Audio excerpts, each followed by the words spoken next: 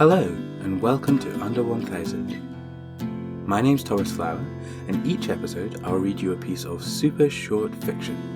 All of the stories are 1000 words or less. Today, I'll be reading The Fete.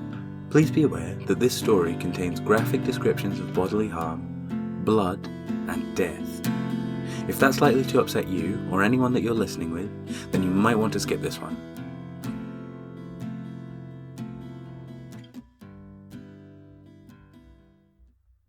It's just not the same without an apple pie, Mrs. Travers thought, as she took the very same dish out of her oven.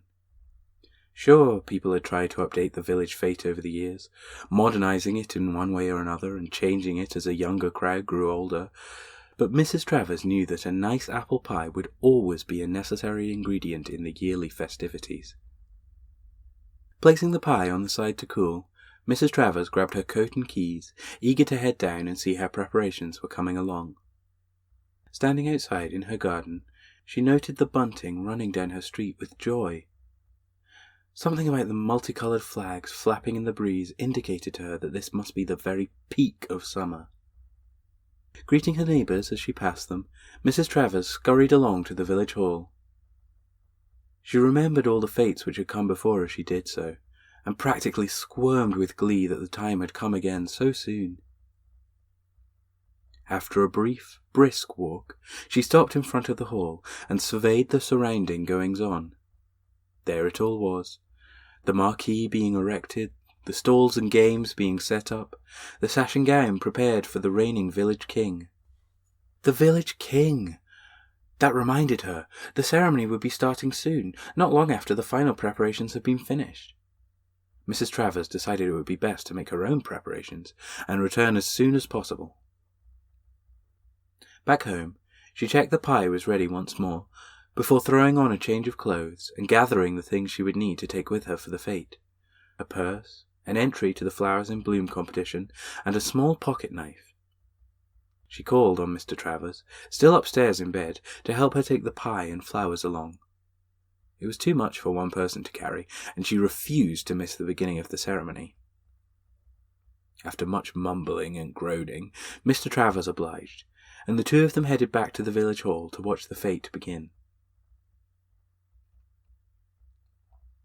Arriving in the nick of time, Mrs. Travers noticed that the final touches were being made before proceedings were about to begin. Everything was ready, in its proper place, and just getting one last spruce before the fete was to start. Mrs. Travers ran quickly to place her pie in the food tent, instructing Mr. Travers as she went to carry her flowers over to the competition stand. After a moment of rushing to and fro, the two of them gathered once again on the green, waiting to watch the first event of the day, the crowning of the village king. He was only young, as they usually were. Maybe 17 or 18 at a push, Mrs. Travers thought. She wondered how the boy must feel at this time, as he waited for the last few moments before his crowning was to begin. He'd have known since this morning, of course, and no doubt would have been dragged here by family and the other townspeople, no matter how nervous or apprehensive he was at the announcement.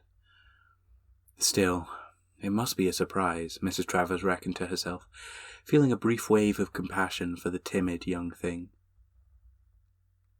"Would our king please take to the stage?"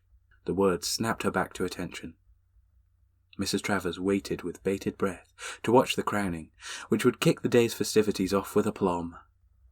It was a strange and silly old ceremony, sure enough, and maybe some thought it was archaic or unfashionable these days, but traditions like these were the little drops of joy in the year which kept Mrs. Travers coming back time after time. The young man walked up the stairs, encouraged by a crowd eager to get proceedings rolling. He had turned pure white by now, and looked as though he was about ready to vomit. Poor dear must be ever so nervous, Mrs. Travers thought to herself, with more worry than she expected. The announcer raised the sash, placed it over the boy, and proudly announced, "Long live the king."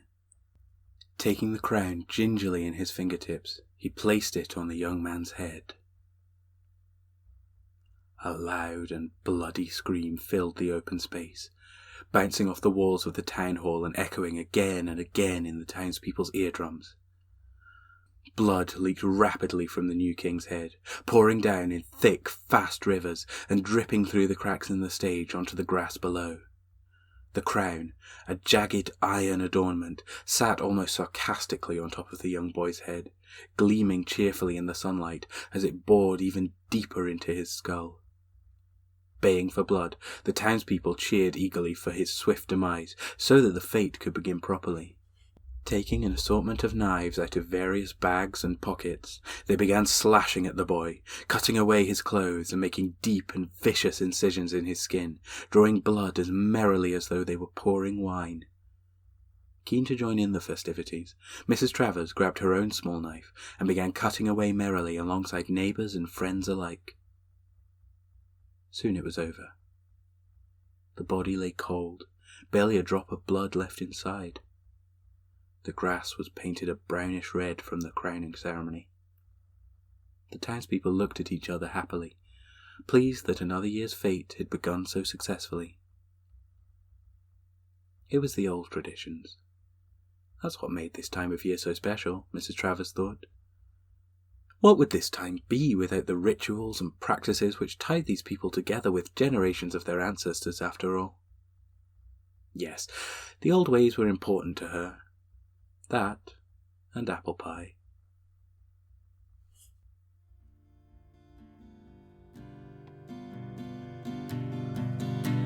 Thank you for listening to Under 1000.